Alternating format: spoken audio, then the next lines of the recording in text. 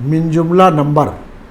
आज इस विषय पर हम विस्तार से बात करेंगे और चर्चा करेंगे कि मिनजुमला नंबर होता क्या है, मिनजुमला नंबर अगर लिखा है तो इसका मतलब क्या है, इस पर विस्तार से बात करेंगे। मेरे इस YouTube चैनल में आपका हार्दिक अभिनंदन और स्वागत है। मैं दिनेश कुमार सिंह, पूर्व मंडलायुक्त चित्रकूट धाम मंडल। आपको जानकारी होगी कि खतौनी में कई तरह के नंबर लिखे होते हैं, जैसे 510, 240 मी, 511/1, 513/2, इस तरह के नंबर लिखे होते हैं खतौनी में। तो इन नंबरों का मतलब क्या है?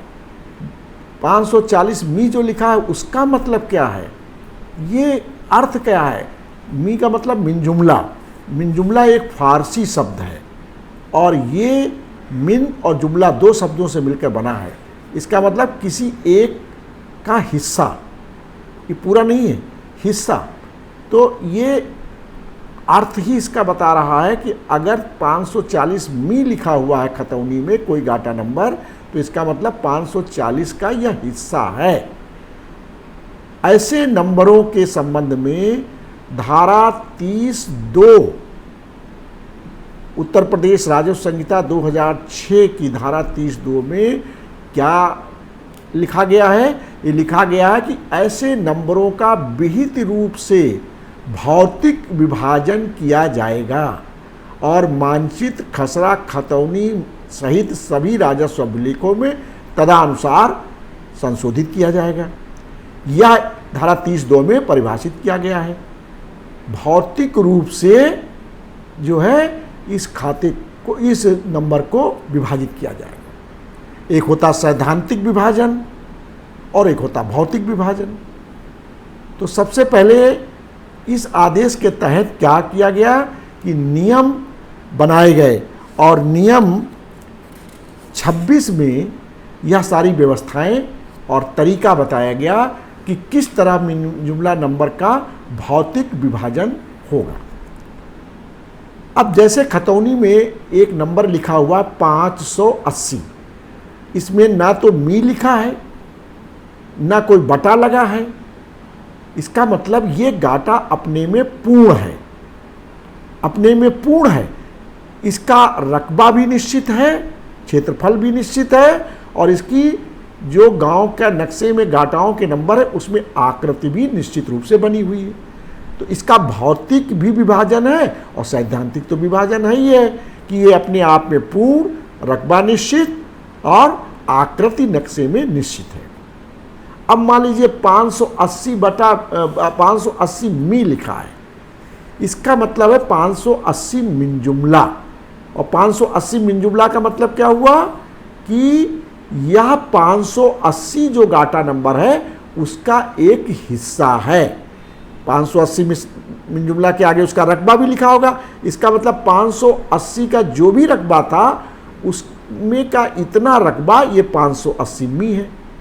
सैद्धांतिक रूप से तो 580 विभाजित हो गया, 580 मी भी बन गया, उसका रकबा भी निश्चित है। लेकिन भौतिक रूप से मतलब मौके पर मेड़ न बनी हो, नक्शे में 500 मी की आकृति न बनी हो, मतलब भौतिक रूप से इसका विभाजन नहीं हुआ है।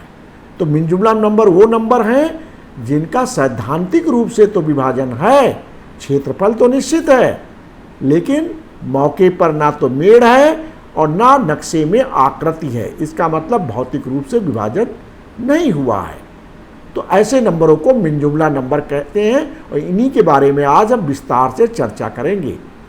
अब हमने दूसरी तरह के नंबर बताए जो आते हैं। मान लीजिए 540/1 लिखा हो या 540/2 लिखा हो या 540/3 लिखा हो, इस तरह का बटा नंबर पड़ा हो तो क्या होगा? इसका मतलब है ये वो नंबर हैं जिनका क्षेत्रफल निश्चित है और जिनकी नक्शे में आकृति भी बनी हुई है, लेकिन ये बंटवारा हुआ है 540 का। तो मान लीजिए 5 लोगों में बंटवारा हुआ है तो एक को मिला 540/1, दूसरे को मिला 540/2, तीसरे को जो हिस्सा मिला उसको 540/3, चौथे को मिला 540/4 तो पांचवें को मिलेगा 540/5। इस तरह बटा नंबर सबके डाल दिए जाते हैं। 116 में बंटवारा होता है, उस बंटवारे में हिस्सा मतलब रकबा भी तय होता है, अंश भी तय होता है, और उस अंश निर्धारण के बाद मौके पर कुरे भी बना करके नक्शे में आकृति भी बनाई जाती है, अर्थात बिल्कुल अलग कर दिया जाता।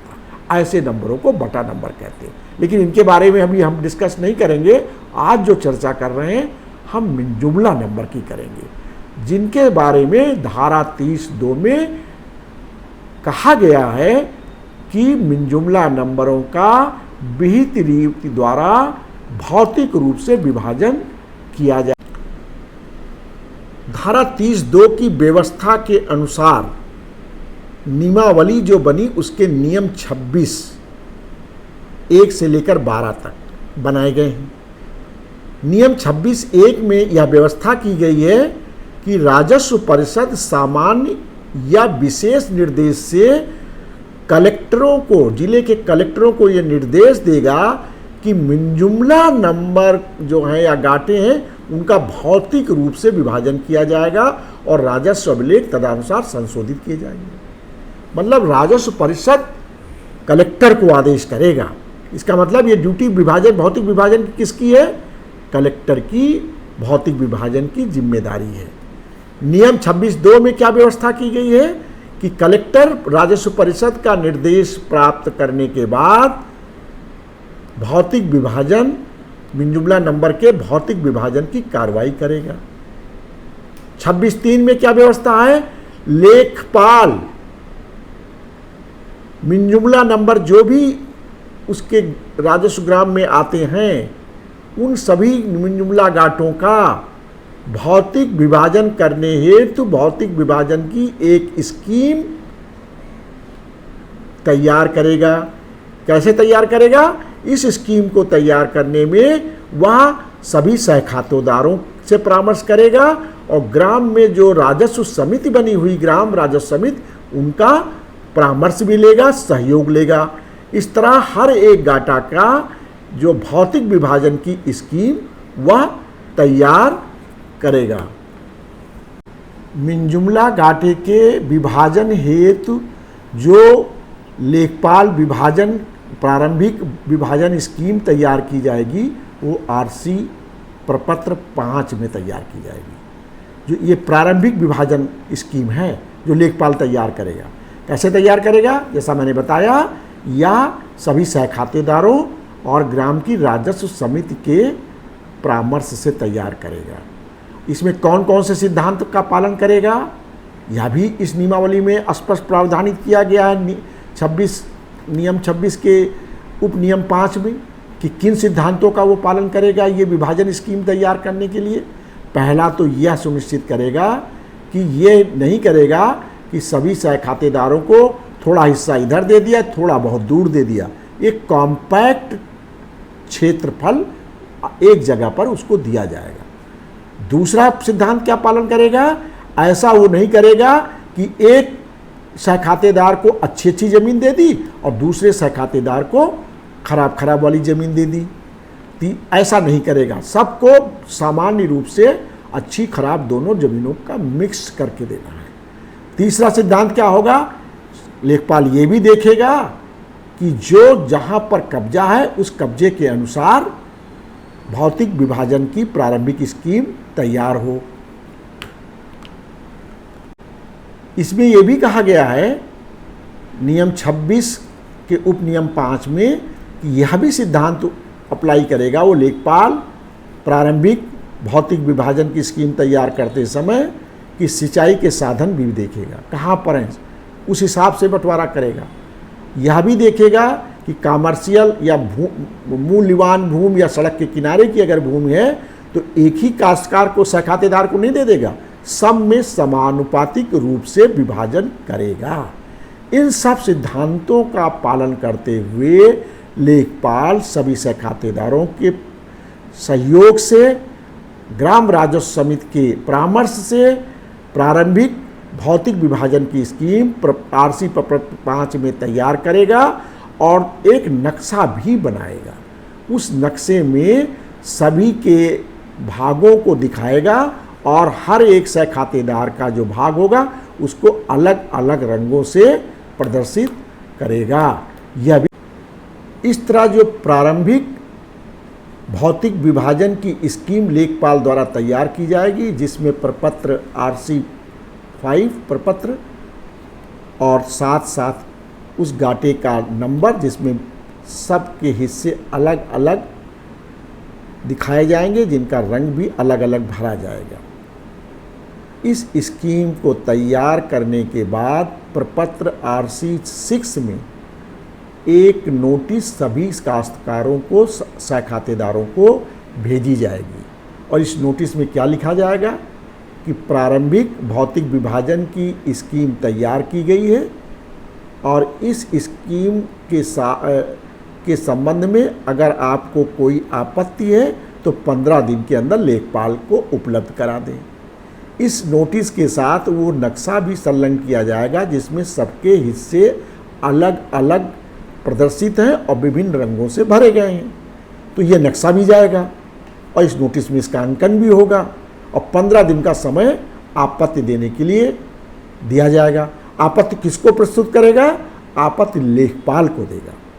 लेखपाल जब ये आपत्ति अगर कोई आती है, नहीं आती है तो इसका मतलब उसको कोई आपत्ति नहीं है, सहमति है जो स्कीम तैयार की गई है। अगर कोई आपत्ति आती है तो लेखपाल उस आपत्ति के साथ रिपोर्ट कानूनगो उस क्षेत्र के राजस्व निरीक्षक को उपलब्ध करा देगा। राजस्व निरीक्षक क्या करेगा? सह खातेदार को सुनेगा, ग्राम राजस्व समिति का सहयोग लेगा।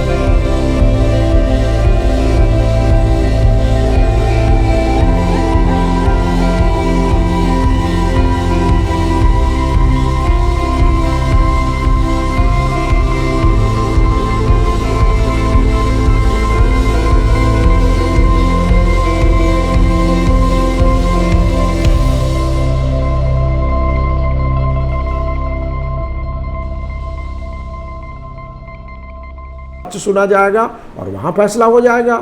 तो इस प्रकार 30(2) में जो परिभाषित है मिनिजुमला नंबर, उन नंबरों के विभाजन के दायित्व कलेक्टर का है।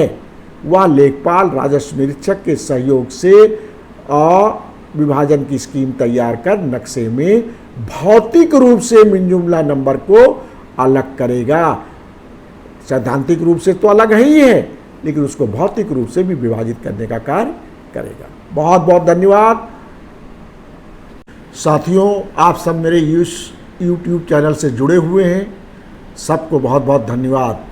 अगर अब तक जो लोगों ने सब्सक्राइब ना किया हो, मैं उनसे विनती करूंगा मेरे इस चैनल को सब्सक्राइब कर लें और फॉलो करते रहें।